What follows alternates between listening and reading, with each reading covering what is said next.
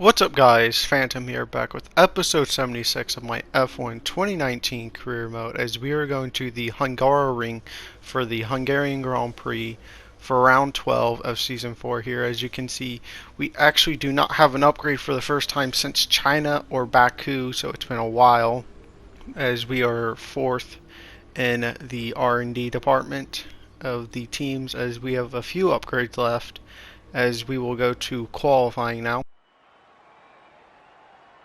Good afternoon, race fans, and here we are again for qualifying at the Hungaroring. Who will have tuned the perfect setup for their car? We'll find out soon.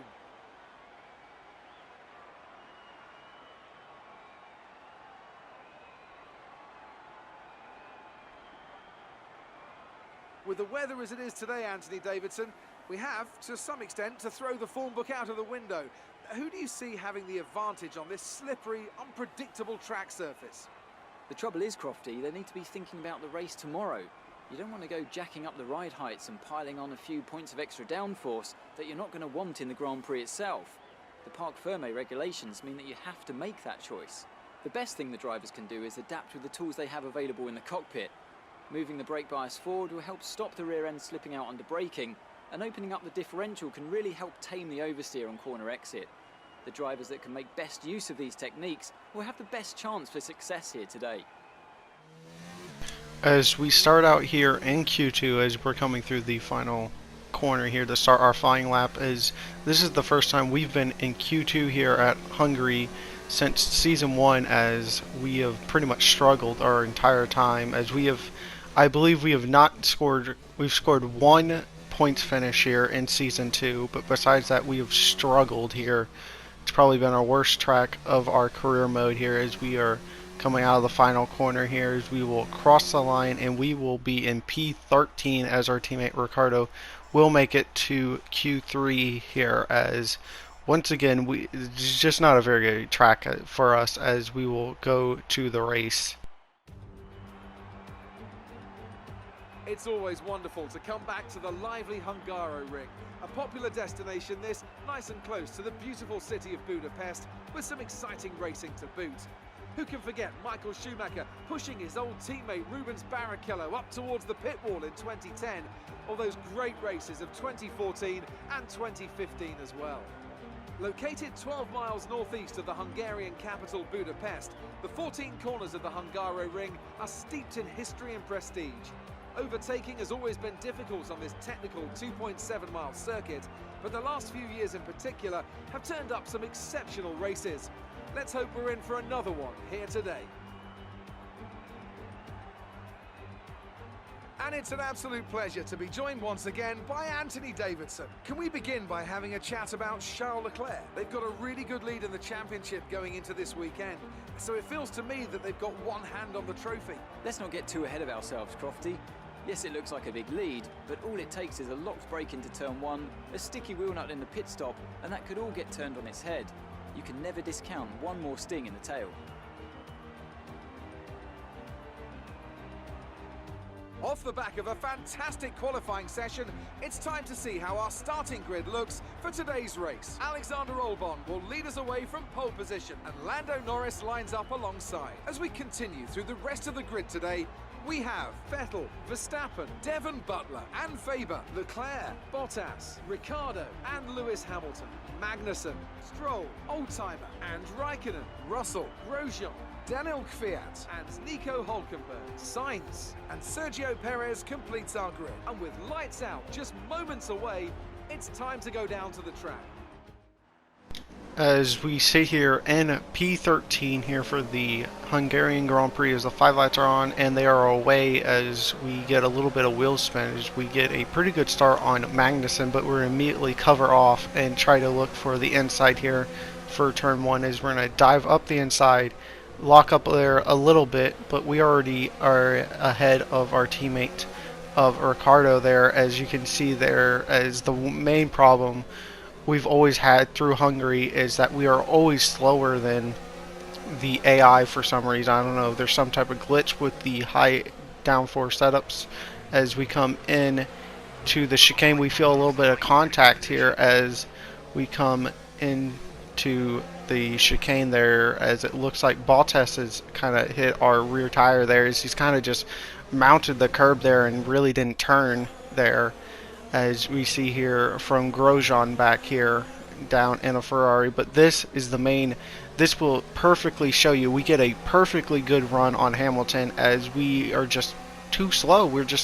He's just pulling away. We're right behind him. He's just pulling away from us, as we will go around the outside of him and we run kind of into him. We messed up the switch back there, but the AI are not bad in the corners, and they're just so much faster down the straights here. As once again we get another sweeping run, we get an even better run here, as I immediately just pull back in, because there's no point is that you can't overtake in the corners, but you just can't. There's nothing we can do as we get squeezed out there by Hamilton. We have to get lucky here at Hungary, because in these corners we're half decent in. We're not even that much better than, as we get a run there, as for some reason Hamilton backed out of that corner there. He was easily going to make that there, as now we have to defend from Hamilton, as we're not right behind Weber there, as the Alfa Romeo are naturally pretty quick in the straight line,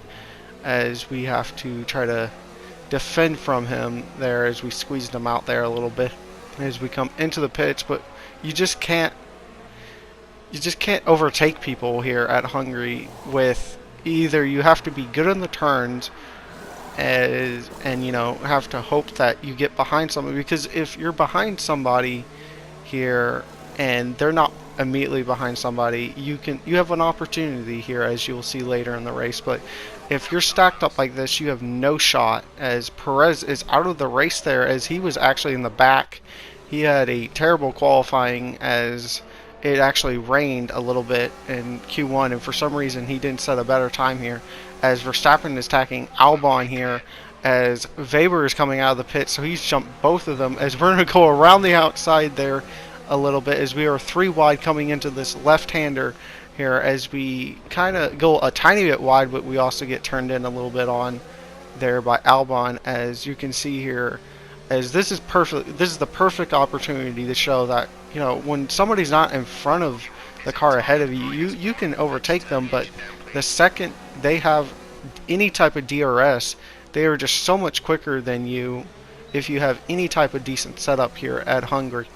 As we come up against Butler now, as you can see on lap 12, it's been a few laps, as it's now super sunny out, as we will have a run down here into turn 1. We will have to make a dive bomb here, as we go a little bit deep into the corner, but for some reason Butler did not attack us, as Lando Norris has won a race for Red Bull, the first time since season 1 that Red Bull have won a race here, as we will come across the line for P4, as our championship rival Leclerc will finish 3rd. Okay, pick up rubber and bring it home.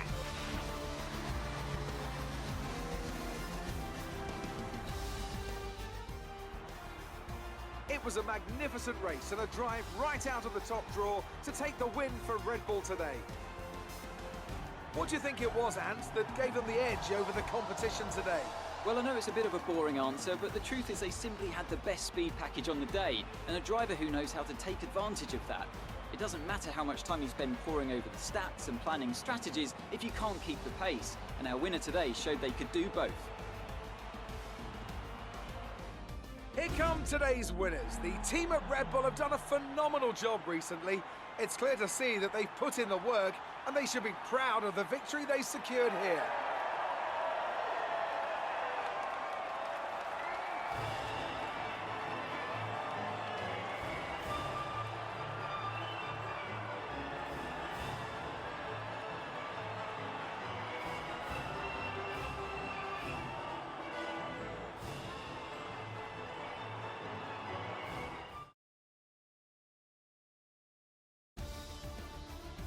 Let's have a look then at the drivers' standings.